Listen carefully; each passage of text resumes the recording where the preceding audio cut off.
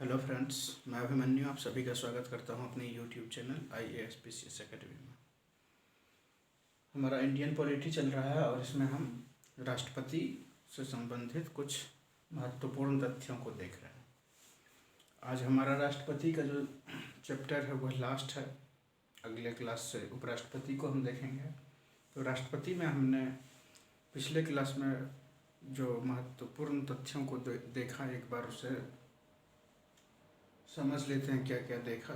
सबसे पहले तो हमने राष्ट्रपति की मतलब भारत का एक राष्ट्रपति होगा आर्टिकल 52 से स्टार्ट किया। उसके बाद किस प्रकार से राष्ट्रपति की नियुक्ति होती है, राष्ट्रपति बनने के लिए क्या योग्यता की आवश्यकता पड़ती है।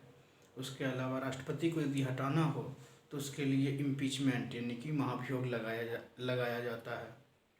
फिर वह किस बात की शपथ लेते हैं, फिर उसके अलावा उनके क्या क्या शक्तियां हैं, उसमें आपातकालीन शक्तियां, फिर उससे पहले विधायी शक्तियां, कार्यकारी शक्तियां, न्यायिक शक्तियां, इन सभी शक्तियों को हमने पढ़ा।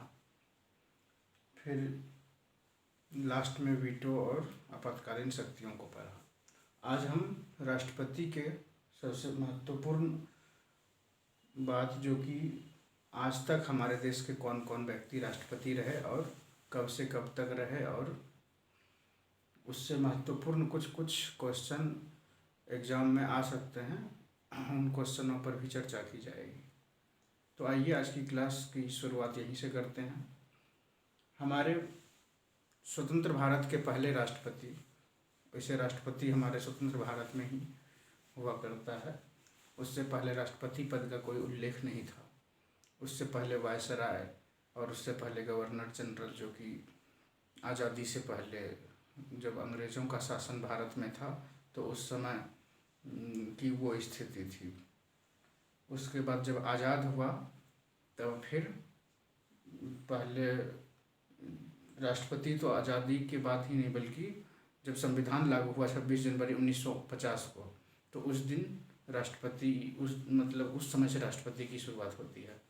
उससे पहले गवर्नर जनरल थे। आज़ादी के बाद यानी कि 15 अगस्त 1947 के बाद कुछ समय बाद 1948 में गवर्नर जनरल की नियुक्ति की गई।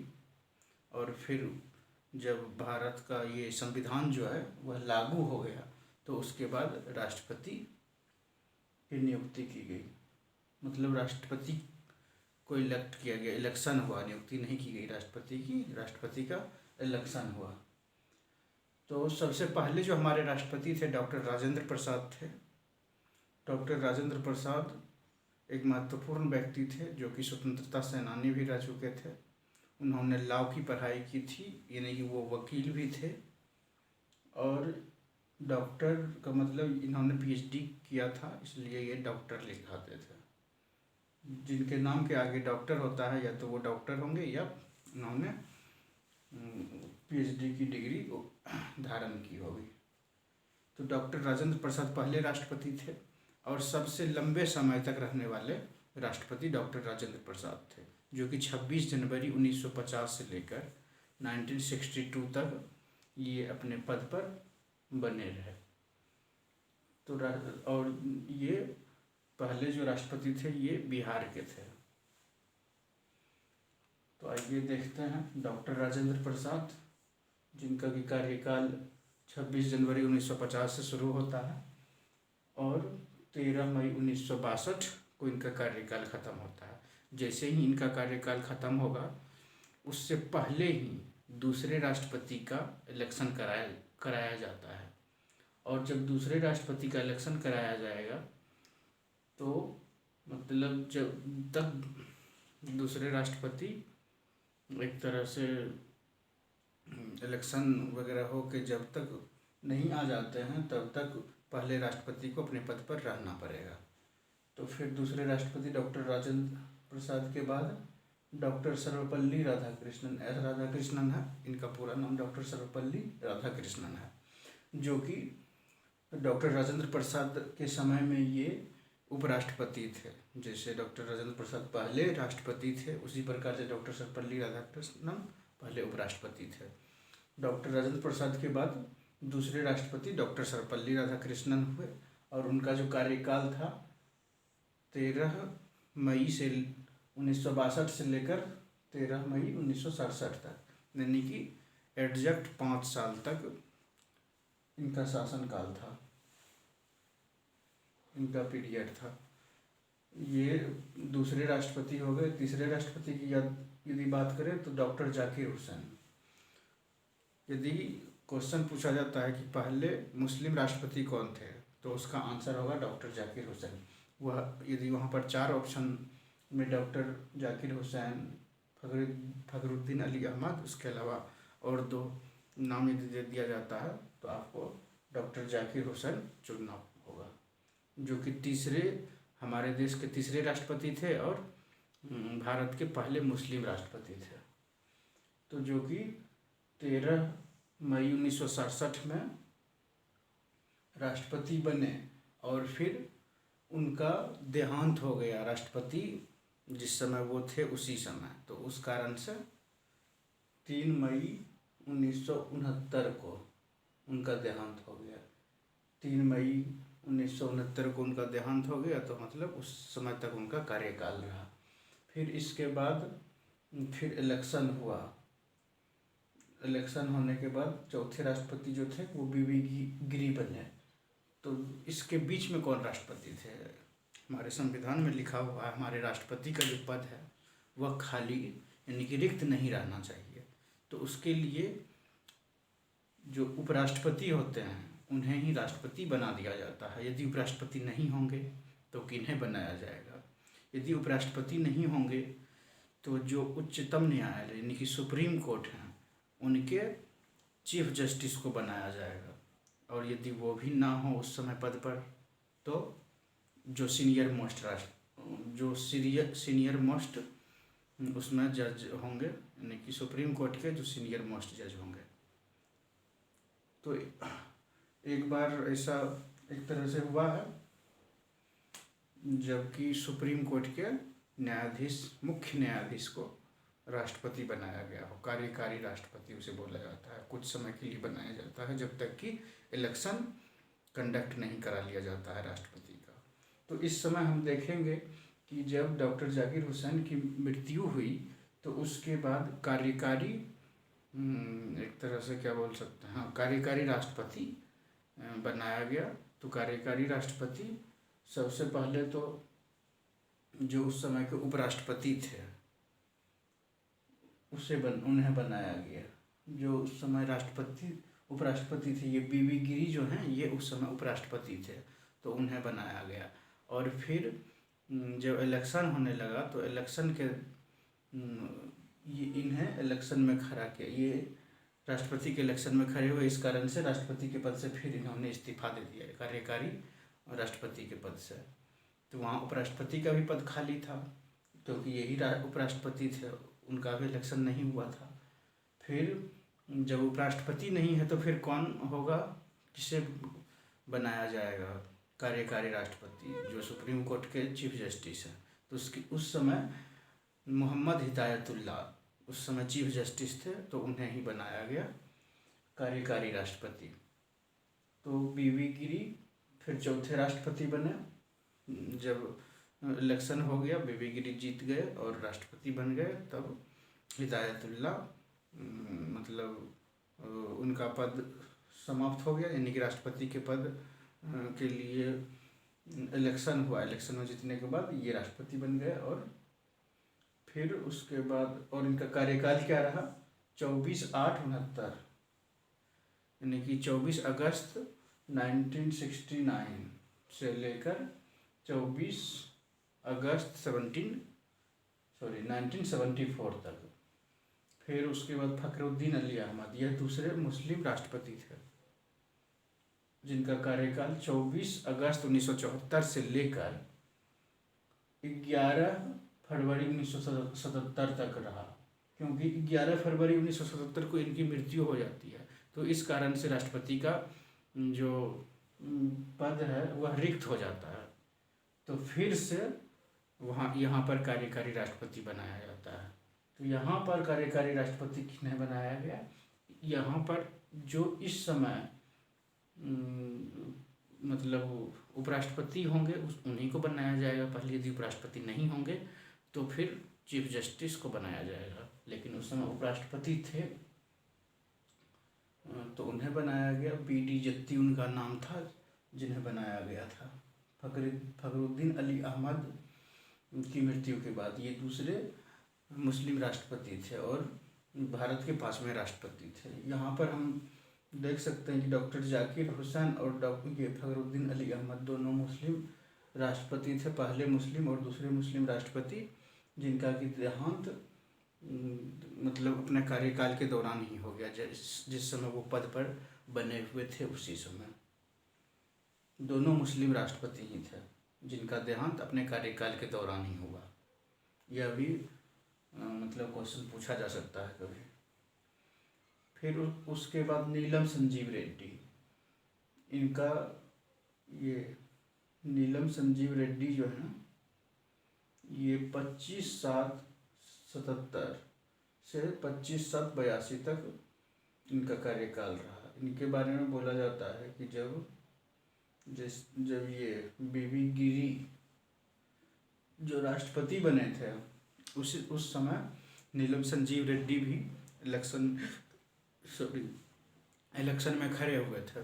जो कांग्रेस पार्टी है, कांग्रेस पार्टी की तरफ से नीलम संजीव रेड्डी ही खड़े थे और कांग्रेस पार्टी का ही उस समय सरकार था 1969 में।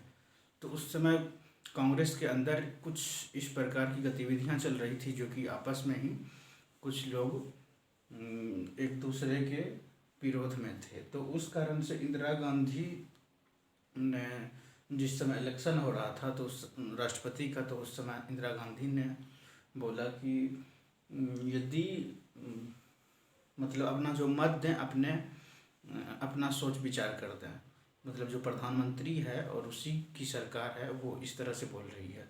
तो इस कारण से कुछ ये डाइवर्जन हुआ, जिस कारण से कि जो सत्तारूढ़ पार्टी है उसके जो मतलब व्यक्ति थे वो ना जीतकर विपक्ष के व्यक्ति जीत गए। तो मतलब वहाँ अंदरूनी कुछ प्रॉब्लम चल रहा था, अंदरूनी कलह जो होता है पार्टी में, तो उस कारण से ऐसा हुआ था। बीबी गिरी जिस समय राष्ट्रपति बने थे, ये नीलम संजीव रेड्डी को हराकर बने थे। कुछ मतलब जो एमपी थे वह सपोर्ट कर दिया बीबी गिरी को, मतलब जो कांग्रेसी के कुछ एमपी थे, तो उस कारण से बीबी गिरी जी जीत गए थे।